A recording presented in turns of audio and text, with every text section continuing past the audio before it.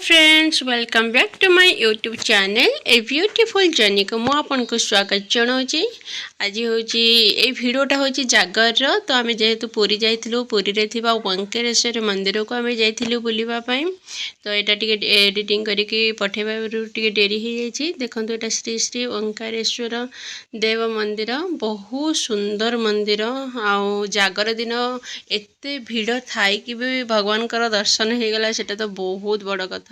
आइए देखो स्वयं नंदीदेव ही ठिया होती समस्ते जुआरिक जाऊँगी दी तीन टा तो एमती बुलूले से नंदी बुलूले समस्ते मामुन भी तक छुईक देख नमा कर किसी भी करना से समस्ते खावा भी दौले आम जाइए। यहाँ हूँ मंदिर फास्ट स्टार्टिंग पॉइंट जो प्रवेश करती तापर आम से जाइए देखो केते लोक किंतु ये मंदिर रे देखो केते सुंदर कारुकृति होती बहुत सुंदर लगुला बहुत सुंदर होता मंदिर टी बहुत लोक भी थे लाइन जो तो जीव लाइन तो अन्य मंदिर अपेक्षा यहाँ टी लाइन टी कम थिला तो आम जाइलु ठाकुर को दर्शन करने प्रथम बाहर दीप जालू बोली दीप किणापी ज्योति जाइए तो ये आम बुलुचु हाँ मामुन बुलूची मोर जड़े मोर भौणी हे मो कुनियापा झील तांको सांगरे से बुलूची तार सांग मिल जाइए तो सी आंटी न डाकी दीदी दीदी डाकुची डाकी तारी सांगरे ही से पूरा बुलूची मजा मस्ती करुची। ये देखो बहुत प्रकार बारमासी चढ़ई थाए अच्छी सबु प्रकार चढ़ई कुनि कुनि चढ़ई अच्छे बहुत भल लगुला।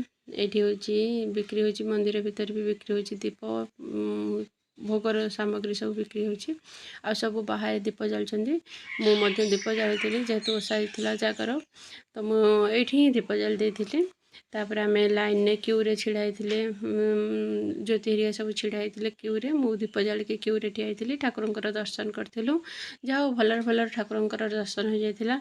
आज धन के दुष्ट हो देख बहुत बदमाशी कर बहुत तापरे जुआड़े देखिए सबुआड़े वृषभ देखते बुलूँ से दुई तीन तो एमती बुलूले तापर आम दीप जाली भल लगी जहाँ ठाकुर जो बार अच्छी माने महादेवंकर एत बड़ पर्व भगवान दर्शन मिलला मत तो लगुन मिल बोली कारण एत भिड़ ये थी मत लगुन मिल बोली जहाँ भल भल मिलगला।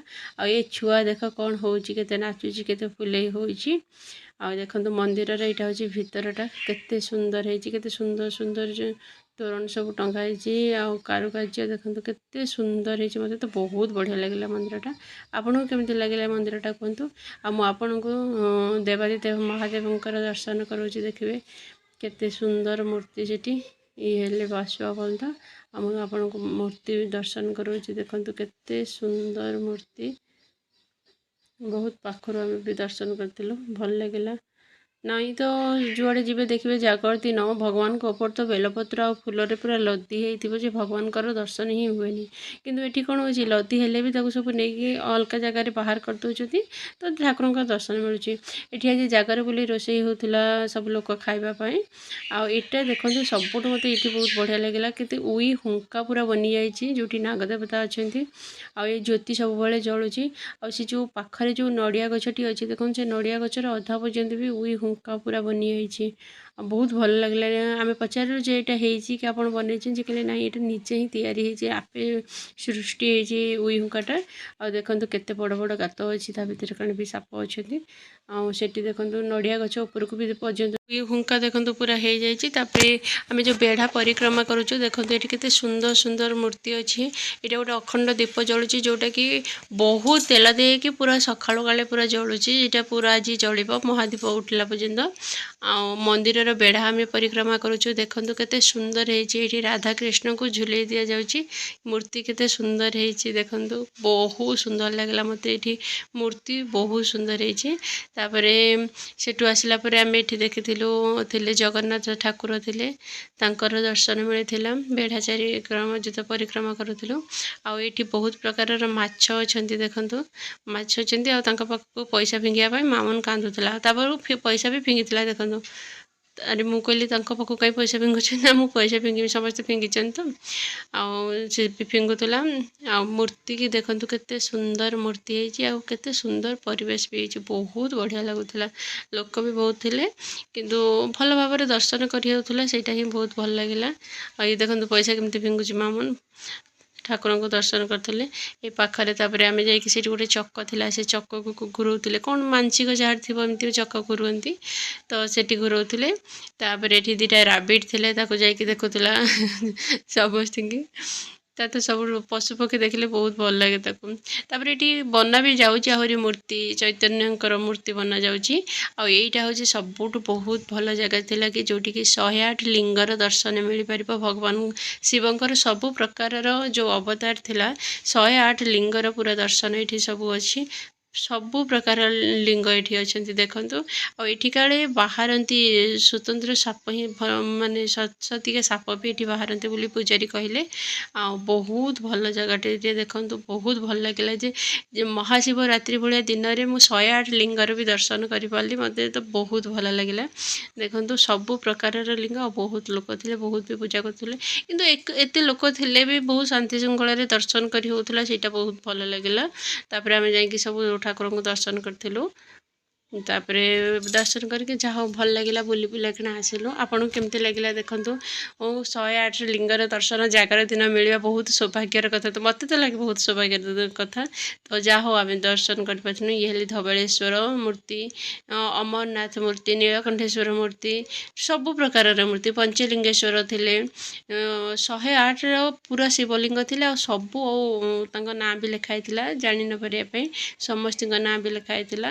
ଆଉ ବହୁତ ଭଲ ଲାଗିଲା ଦର୍ଶନ କରିବା ପାଇଁ, ବହୁତ ମନ ପବିତ୍ର ଲାଗିଲା।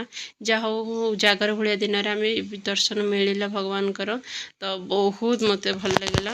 ତ ଆପଣଙ୍କୁ କେମିତି ଲାଗିଲା ନିଶ୍ଚିତ କମେଣ୍ଟ ମାଧ୍ୟମରେ ମୋତେ ଜଣାଇବେ।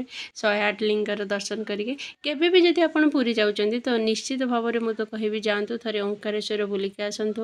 ଆଉ ଭଗବାନଙ୍କର 108 ଲିଙ୍ଗର ଦର୍ଶନ କରନ୍ତୁ। ତା ସହିତ ତାଙ୍କର ଯେଉଁ ମନ୍ଦିର ଚାରିପଟେ ବହୁତ ବଢ଼ିଆ କାରୁକାର୍ଯ୍ୟ ହେଇଛି, ବହୁତ ସୁନ୍ଦର ହେଇଛି। ଆପଣ ବି ଯାଆନ୍ତୁ, ବୁଲନ୍ତୁ, ଆଉ ନିହାତି ଏନ୍ଜୟ କରିବେ। ଆପଣଙ୍କୁ ନିହାତି ବହୁତ ଭଲ ଲାଗିବ। ଯାଇକି ଆପଣ ଥରେ ବି ଦର୍ଶନ କରିପାରନ୍ତି। ତ ଆମେ ଏଠି ଦର୍ଶନ କରନ୍ତୁ। ଏଇ ଦେଖନ୍ତୁ ନୀଳକଣ୍ଠେଶ୍ୱର ପୁରା ନୀଳ ପୁରା ହେଇଛନ୍ତି ସେ। ଆଉ ପଞ୍ଚଲିଙ୍ଗେଶ୍ୱର ଯେ ତାଙ୍କର 5ଟା ମୁଖ ବି ବାହାରିଛି। ଆଉ ବହୁତ ଭଲ ଲାଗିଲା। ଏଇଟା ହେଉଛି ଦେଖନ୍ତୁ ମନ୍ଦିର ଚାରିପଟରେ ଇଏ ଥିଲେ, ଭଗବାନ ଥିଲେ, ରାମ ଆଉ ସୀତା ଥିଲେ। ତାଙ୍କ ପାଖରେ ତାଙ୍କ 2 ଭାଇ ହନୁମାନ ସବୁ ଆସିଥିଲେ। ଇଏ ବି ମୂର୍ତ୍ତି ବହୁତ ବଢ଼ିଆ ହେଇଛି। ମନ୍ଦିରର କାରୁକାର୍ଯ୍ୟ ବହୁତ ଭଲ ହେଇଛି, ଆଉ ବହୁତ ଶାନ୍ତ ପରିବେଶ। ତାର ପଛପଟରେ ଗୋଟେ ପାର୍କ ଟାଇପ୍ରେ ତିଆରି ହେଉଛି, ଯେଉଁଟାକି ମାମୁନ ଦୋଳି ଖେଳିବା ପାଇଁ ପୁରା ତ ଜାଣିଥିବେ ସେ କେତେ ପାଗଳ। ତ ସେ ସେଠି ଆଉ ଛାଡ଼ି ନଥିଲା, ସେଠି ଯାଇଥିଲା ଦୋଳି ଖେଳିବା ପାଇଁ ଯାଇଥିଲା। ଦୋଳି ସବୁଆଡ଼େ ବୁଲେଇ ଖେଳିଥିଲା। ବହୁତ ବଢ଼ିଆ କାମ ହେଇଛି। ଏଇଟା ଗୋଟେ ପାର୍କ ତିଆରି ହେଉଛି। ତା ପଛପଟରେ ଗୋଟେ ନଦୀ ଅଛି, ଆଉ ନଦୀରେ ଡଙ୍ଗା ବି ପଡ଼ିଛି, ଯେଉଁଟାକି ତୁମେ ଯାଇକି ବୁଲି ପାରିବା ପାଇଁ। ତ ବହୁତ ଭଲ ଗୋଟେ ପିକନିକ୍ ସ୍ପଟ୍ ଯଦି କହିବ କି ଗୋଟେ ତୀର୍ଥସ୍ଥଳୀ ଯଦି ବୁଲିବା ପାଇଁ ଯିବା ପାଇଁ, ତ ବହୁତ ବଢ଼ିଆ ଜାଗା। ମୋତେ ତ ବହୁତ ଭଲ ଲାଗିଲା। ମନ୍ଦିର ବୁଲିବା ହେବ, ତ ପଛପଟରେ ପାର୍କ ଅଛି, ଛୁଆମାନେ ଖେଳିବା ପାଇଁ ହେବ। ଆଉ ଯଦି ଚାହିଁବେ ବି ତୁମେ ବୋଟିଂ କରିପାରିବ, ଡଙ୍ଗା ପଡ଼ିଛି, ନଦୀରେ ବୁଲି ପାରିବ। ତ ମୋତେ ତ ପୁରା ପ୍ୟାକେଜ୍ ଲାଗିଲା, ବହୁତ ବଢ଼ିଆ ଲାଗିଲା ଓଙ୍କାରେଶ୍ୱର ମନ୍ଦିର। ତାପରେ ଆମେ 3 ଜଣ ବସି, ମୋ ଭଉଣୀ, ମୁଁ ଆଉ ମାମୁନ ବସି ଟିକେ ଦୋଳି ଖେଳିଥିଲୁ, ଆଉ ବହୁତ ଏନ୍ଜୟ କରିଥିଲୁ। ଯଦି ଆପଣଙ୍କୁ ଭିଡ଼ିଓଟି ଭଲ ଲାଗିଥିବ ତ ଲାଇକ୍, କମେଣ୍ଟ, ସବସ୍କ୍ରାଇବ୍ ନିଶ୍ଚିତ କରନ୍ତୁ। ଧନ୍ୟବାଦ।